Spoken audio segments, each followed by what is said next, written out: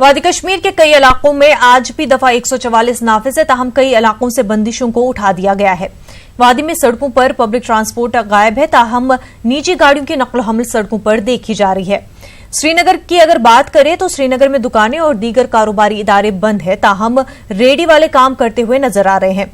वादी में स्कूल तो खुले हैं और असातिज़ा भी इन स्कूलों में मौजूद हैं, मगर तलबा गैर हाजिर हैं। अमन कानून को बरकरार रखने के लिए वादी के तमाम तर हसास मकामात पर सिक्योरिटी फोर्सेस को अलर्ट पर रखा गया है। मौसलाती निजाम के ठप रहने से लोगों को काफी मुश्किलात का सामना है। हमारे साथ हमारे नुमाइंदे शबीर इस वक्त जुड़ चुके। शबीर, आपसे जानना चाहेंगे आज कैसे हालात देखने को मिल रहे हैं श्रीनगर में? अभी भी 144 नाफिज है, ऐसे में लोगों को कितनी दिक्कतों का सामना करना पड़ रहा है?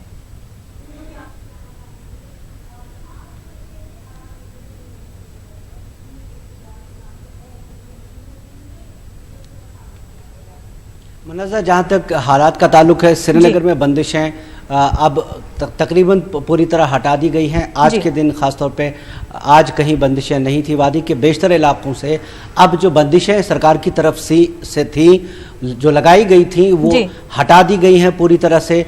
लेकिन ऐसा है कि जो जैसा कि आपने देखा, जो निजी ट्रांसपोर्ट है वो आपको सड़कों पे दिखाई देगा, लेकिन पब्लिक ट्रांसपोर्ट को उनको मनाने में या उनको कन्विंस करने में अभी तक सरकार कामयाब नहीं हुई है। इसके साथ ही जो दुकानें हैं, मेन मार्केट्स जो हैं कस्बों के या फिर जो शहर का ट्रांसपोर्ट निज़ाम है वो दरहम बरहम है, कोई गाड़ियाँ नहीं चलती। इंटर डिस्ट्रिक्ट जो ट्रांसपोर्ट की बात करते थे हम कि एक ज़िला से दूसरे ज़िले को जो ट्रांसपोर्ट वो जाता है, वो बहुत सुबह के औकात में गाड़ियाँ कुछ दिखाई दे रही हैं, फिर दिन में वो नज़र नहीं आता। कई इलाकों में अभी भी दिन के औकात में पथराव के वाक़यात जो है वो दर्ज के वहाँ पे पथराव के वाक़यात हुए हैं। छानपुरा इलाके में एक रोज़ पहले पथराव के वाक़यात में कुछ गाड़ियाँ उनको नुकसान पहुँचा था। तो ये अंदेशा रहता है जो पब्लिक ट्रांसपोर्टर्स को कि इस अंदेशे से वो गाड़ियाँ नहीं निकालते, यानी सड़कों पे वो गाड़ियाँ अपनी नहीं चलाते। इसके साथ ही स्कूलों का भी वही हाल है जो पहले से था, यानी स्कूल खुले हैं, असातिज़ा अपनी हाज़िरी लगाते हैं, लेकिन जो तलबा हैं वो स्कूलों में नहीं है। अब इम्तहानात भी होने वाले हैं, 10वीं जमात के और 12वीं जमात के इम्तहानात करीब हैं, उनका सिलेबस पूरा नहीं हुआ है। जो कुछ बच्चे कोचिंग सेंटर्स में जाते थे वो कोचिंग सेंटर्स भी बंद हैं। एक दो कोचिंग सेंटर्स ऐसे थे जिन्होंने कोशिश की कि कुछ बच्चों को रियासत से बाहर ही ले जाया जाए ताकि उनकी जो कम्पिटिटिव एग्ज़ाम्स में जो जाते हैं उनकी वो तरबियत, उनका जो कोर्स है वो मुकम्मल हो सके। लेकिन मुझे नहीं लगता जिन हालात में यहाँ पे हैं कि बच्चों का सिलेबस पूरा हो सके। जहाँ तक लॉ एंड ऑर्डर का ताल्लुक है तो ऐसी कोई खबर नहीं है फ़िलहाल कि जिसे हम कह सकें कि कोई बड़ी वारदात हुई है। शबीर, कम्युनिकेशन कब तक पूरी तरह से बहाल हो सकता है?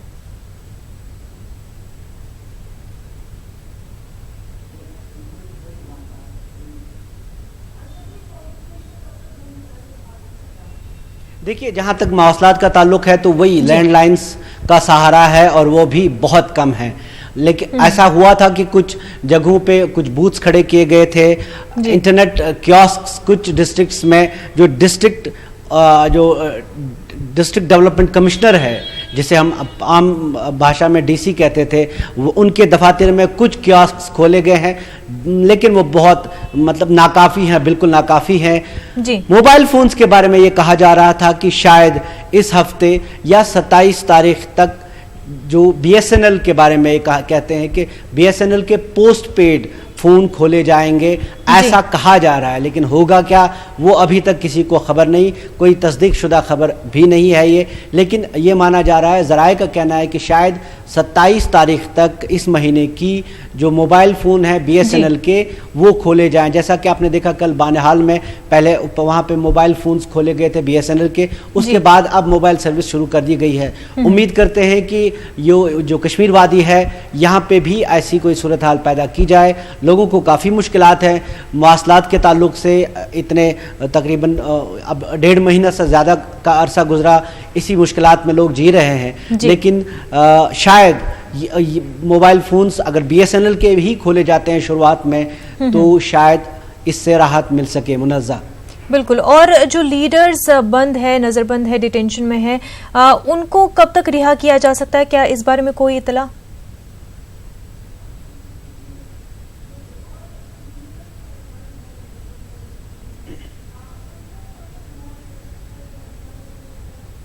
सियासी लीडरों के बारे में अभी तक कोई इतला नहीं है। आज जो पीडीपी के एक लीडर हैं खुर्शीद आलम, जो उनके भाई का इंतकाल हुआ कुछ दिन कबल, आज उस दिन भी उन्हें कुछ अरसे के लिए तकरीबन 2 घंटे के लिए वहां जाने की इजाज़त दी गई थी, लेकिन पुलिस का अमला उनके साथ था। आज भी उनके फातहे पे वो वहां लाए गए थे और वापस साथ ले जाया गया उनको। हालांकि कई चीज़ें गश्त कर रही थी, यहाँ कई चेमोगोइयाँ थी उनके लीडर्स के बारे में, कई सियासी लीडरों के बारे में, लेकिन अब मुझे नहीं लगता अभी कोई जल्दी इस बारे में कोई फ़ैसला लिया जाएगा। शायद एक महीना बाद कुछ फ़ैसला इस पर आए। हाँ, कुछ चेमोगोइयाँ चल रही थी कि शायद कुछ लीडरों को जो एक बॉन्ड के बाद उनको रिहा किया जाएगा, लेकिन मुझे नहीं लगता कि जल्दी कोई इस पे फैसला होगा। जो बड़े सियासी लीडर हैं, जैसे 2 वज़राए आला हैं या बाकी जो सियासी जमातों की, जो मेन स्ट्रीम सियासी जमातों के जो लीडर हैं, उनको रिहा किया जाएगा। फिलहाल ऐसी कोई उम्मीद नज़र नहीं आती। बिल्कुल शबीर, बेहद शुक्रिया आपका तमाम तर तफसीलात के लिए। आगे बढ़ते महाराष्ट्र और हरियाणा के असेंबली इंतखाबात के लिए तारीख का ऐलान हो गया है। एक ही मरहले में दोनों रियासतों में इंतखाबात होंगे। महाराष्ट्र और हरियाणा में 21 अक्टूबर को वोटिंग होगी, 24 अक्टूबर को नताइज का ऐलान होगा। दोनों रियासतों के चुनाव के लिए 27 नवंबर को नोटिफिकेशन जारी की जाएंगी। 64 सीटों पर ज़िमनी इंतखाबात भी होंगे। मगरबी बंगाल में दुर्गा पूजा की वजह से इलेक्शन नहीं होंगे।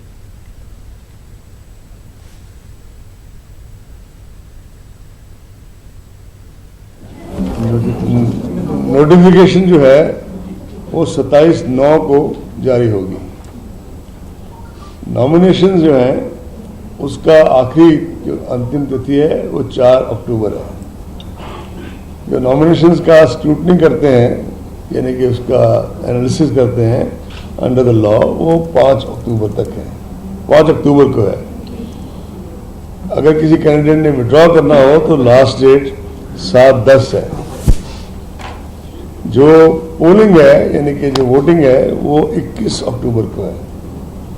जो काउंटिंग ऑफ वोट्स है वो 24 को है दोनों स्टेट्स में, और सारा प्रोसेस 27/10 तक कंप्लीट हो जाएगा। क्योंकि जो टर्म ऑफ द हाउसेज है, इसकी हरियाणा की 2 नवंबर और महाराष्ट्र की 9 नवंबर। तो 2 नवंबर चूंकि हरियाणा की है, तो everything goes backward from there, is counted backward from there. तो सारा प्रोसेस 27 तक पूरा हो जाएगा। महाराष्ट्र में असेंबली इंतखाबात की तारीखों का ऐलान कर दिया गया है। शिवसेना तर्जुमान संजय रावत ने मीडिया से बात करते हुए कहा कि चुनाव के लिए हमारी तैयारी पूरी है। दल है, हम राजनीतिक दल है। हम 50 साल पुरानी पार्टी है महाराष्ट्र और देश में। चुनाव की तारीख अगर आज ऐलान हुई है तो हमें मालूम है विधानसभा की मुदत कब खत्म होती है, 9 नवंबर को। तो तैयारी तो हम 2 साल से कर रहे हैं, समझ लो। अभी तो सिर्फ तारीख का ऐलान हुआ है, हमारी तैयारी पूरी है जमीन। मुंबई से हमारे नुमाइंदे अमित राय हमारे साथ जुड़ चुके हैं। अमित, आपसे जानना चाहेंगे, असेंबली इंतखाबात को लेकर के महाराष्ट्र की जो तारीख है वो आ गई है, 21 अक्टूबर को पोलिंग होनी है। सियासी पार्टियों की जानिब से कैसा रिएक्शन देखने को मिल रहा है?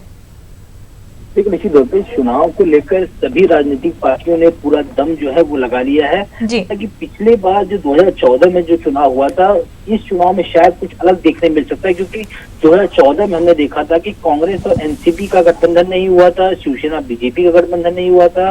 उसके बाद अकेले ही जो है सभी पार्टियों ने चुनाव लड़ा था। तो अगर एक बार पहले 2014 की अगर बात कर ले तो बीजेपी को 122 सीटें मिली थी और बीजेपी का वोट शेयर परसेंटेज था 27.8%। वहीं अगर शिवसेना ने 63 सीटों पे जो है जीत हासिल की थी और शिवसेना का वोट परसेंटेज था 19.3।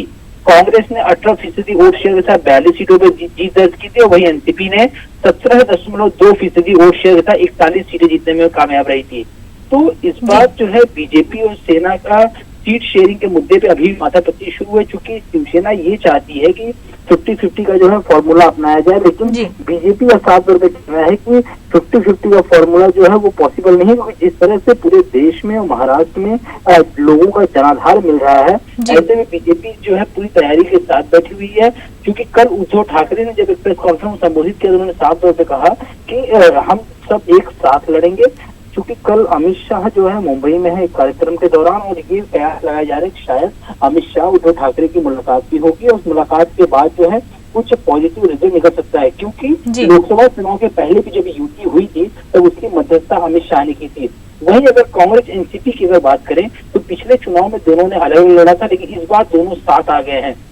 तो दोनों ने ये निर्णय लिया है कि 125 सीटों पे दोनों पार्टियां चुनाव लड़ेंगी, और जो बची हुई 38 सीटें हैं वो अपने सहयोगियों को देंगी।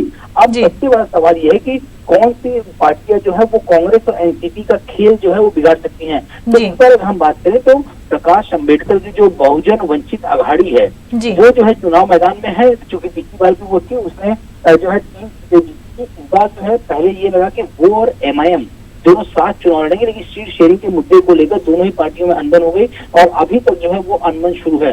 तो अगर प्रकाश अंबेडकर जो है अपने उम्मीदवारों को उतारते तो कहीं न कहीं जो दलित वोट बैंक है वो जो है कांग्रेस एनसीपी का खिसकता हुआ नजर आएगा। और वहीं एमआईएम की अगर बात करें तो मुस्लिम बहुत सीटों पर वो भी अपनी ताकत आजमाएगी, क्योंकि पिछली बार 2014 में एमआईएम ने 2 सीटें जीती थी। तो कहीं ना कहीं ये जो दलित वोट हटेंगे और जो मुस्लिम वोट जो है एमआईएम तरफ जाएंगे, ये सारा कुछ नुकसान जो है कांग्रेस एनसीपी के खाते में जाएगा। क्योंकि हमने ये देखा कि कांग्रेस एनसीपी से बहुत बड़े बड़े नेता जो है वो बीजेपी शिवसेना में ज्वाइन हो चुके हैं, और कल जो है एक लिस्ट निकलने वाली थी 50 लोगों के उम्मीदवारों की, लेकिन वो लिस्ट कल नहीं निकल पाई। शायद आज या कल में जो कांग्रेस की लिस्ट निकलेगी, उस लिस्ट में भी जो हमारी बात हुई कांग्रेस के आला नेताओं का साफ तौर पर कहना है कि पार्टी के जितने बड़े नेता हैं महाराष्ट्र के, उन सारे लोगों को पार्टी जो है चुनाव उतारना चाहती है। जैसे आप बात कर लें पूर्व मुख्यमंत्री अशोक चौहान की, पूर्व मुख्यमंत्री पृथ्वीराज चौहान की, जो अभी कांग्रेस के प्रदेश अध्यक्ष हैं बाला थोराट वो रहेंगे, और जो सिटिंग एमएलए हैं, जैसे मुंबई की अगर बात कर ले आप तो नसीम खान है, वर्षा गायकवाड़ हैं, असलम शेख हैं, ये सारे सिटिंग एमएलए को जितने भी बड़े नेता सबको जो है मौका दिया जाएगा, सबको कहा जाएगा चुनाव जो है लड़िए। तो शायद जो पहली लिस्ट आज या कल निकल सकती बड़े नामों को जो है शामिल किया जा सकता है। तो ये सारा जो सिनेरियो है वो काफी बदला हुआ नजर आ रहा है, क्योंकि कांग्रेस एनसीपी इस बार एक साथ लड़ रही है, पिछली बार अलग अलग लड़े थे, बीजेपी शिवसेना पिछली बार अलग लड़ी थी, लेकिन कयास लगाए जा रहे हैं शायद यूटी हो जाएगी। सीट शेयरिंग को लेकर जो मामला अटका है वो 1-2 दिन में शायद सॉल्व हो जाएगा। कुछ कयास ये भी कल अमित शाह जो है मध्यस्थता कर सकते हैं इस मामले में। तो अगर बीजेपी शिवसेना एक हो जाती है, कांग्रेस एनसीपी पहले एक हो चुकी है, तो इस पर दिलचस्प होगा जो है चुनावी जो यहाँ पे जो रणनीति है लोगों की वो बिल्कुल तैयार है, और लोगों ने कमर कस ली है। हर पार्टी के बड़े नेता से हमारी बातचीत चले, वो साफ तौर पर कहना है कि पहले से ही सारी पार्टियों ने हर सीट से अपने अपने उम्मीदवारों को जो है तय करना शुरू कर दिया। अगर यूती होती है तो भी सही, नहीं यूती होती है तो भी उम्मीदवारों की कमी जो है बीजेपी शिवसेना के पास नहीं है। लेकिन सवाल ये था कि 2014 के पहले जो शिवसेना महाराष्ट्र की पार्टी मानी जाती थी और वो बड़ा भाई माना जाता था, लेकिन जिस तरह से 2014 में 122 सीटें लेकर सबसे बड़ी पार्टी बीजेपी बनी, तो शिवसेना छोटा भाई हो गया और बीजेपी बड़ा भाई के रूप में सामने आ गया। ये जो बड़े भाई और छोटे भाई के बीच का जो एक मसला था वो शायद शिवसेना को खटक गया था, और हमने ये देखा था कि विधानसभा चुनाव में 63 सीटें जो शिवसेना को मिली थी, तो इसके बाद गठबंधन हुआ। 5 साल से सरकार जो पूरी तरीके से चली, लेकिन इन 5 सालों में लगातार शिवसेना की तरफ से कई ऐसे मुद्दे थे जिस पर बीजेपी को घेरा गया, मुख्यमंत्री देवेंद्र फडणवीस को घेरा गया, प्रधानमंत्री नरेंद्र मोदी पर उंगलियां उठाई गई। तो ऐसे कई मुद्दे थे, लेकिन अब जाके जो है हर बार हम जब सवाल करते हैं उद्धव से या आदित्य ठाकरे से या शिवसेना किसी बड़े नेता से, साफ तौर पर कहना है कि नीतियां बिल्कुल सही चल रही हैं। अब एकदम सम्मानजनक सीट शेयरिंग का मुद्दा सॉल्व हो जाएगा, दोनों ही पार्टियां एक साथ लड़ेंगी। तो ये कयास लगाया जा रहा है कि शायद कल या परसों में ये भी मुद्दा जो है सॉल्व हो जाएगा। तो सभी राजनीतिक पार्टियों ने कमर कस ली है। अब देखना ये होगा कि जो टिकट बंटवारा होगा उसके बाद अगर युति हो जाती है, टिकट बंटवारा किस तरह से होगा, क्योंकि एनसीपी के जितने भी बड़े नेता बीजेपी में गए हैं, शायद वो कभी मंत्री रहे हैं, एमएलए रहे हैं, एमपी रहे हैं, तो जिन लोगों को आप तोड़ के अपनी पार्टी में ला रहे हैं वैसे लोगों को आपको टिकट देना पड़ेगा। तो जो 5 साल से कार्यकर्ता मदद कर रहा है अपने अपने क्षेत्र में, वो किस तरह से चुनाव लड़ेगा। तो ऐसी बहुत सारी चीजें हैं जो युति के बाद जो है आपस में जो है चीजें होंगी, क्योंकि हमारे सूत्र बता रहे हैं कि जिस तरह से इनकमिंग चालू है दूसरी पार्टियों से शिवसेना बीजेपी में आने वाले लोगों की, तो जो अंदरूनी जो नेतागण है वो नाराज चल रहे हैं। उनका साफ तौर पर कहना है जिनकी हम 5 साल तक जो है विरोधी पार्टी की तरह हम उन्हें कोस रहे थे, अब हम उन्हें अपनी पार्टी में शामिल कर रहे हैं। तो कहीं न कहीं सीट बंटवारे को लेकर जो है काफी तू मैना जो है वो होने वाली है। लेकिन अब देखना ये होगा कि ये जो कांग्रेस एनसीपी का मुद्दा तो सॉल्व हो गया, लेकिन बीजेपी शिवसेना मुद्दा सॉल्व होता है किस तरह, और सॉल्व होने के बाद यानी युति होने के बाद जो टिकट का बंटवारा होता है वो किस तरह किया जाता है। एक और महत्वपूर्ण बात बताना चाहूंगा आपको कि मन से भी एक बहुत बड़ा फैक्टर जो है चुनाव में हो सकता है। पहले ये था कि शायद मन से जो है चुनाव नहीं लड़ेगी, लेकिन कल जिस तरह से मन से के जो बड़े नेताओं के साथ और विभाग अध्यक्षों के साथ बैठक हुई, उससे साफ तौर पर निर्णय लिया गया है, जो हमारे सूत्र बता रहे हैं कि मन से चुनाव लड़ेगी और शायद 100 से ज्यादा सीटों पे वो अपने उम्मीदवार उतार सकती है।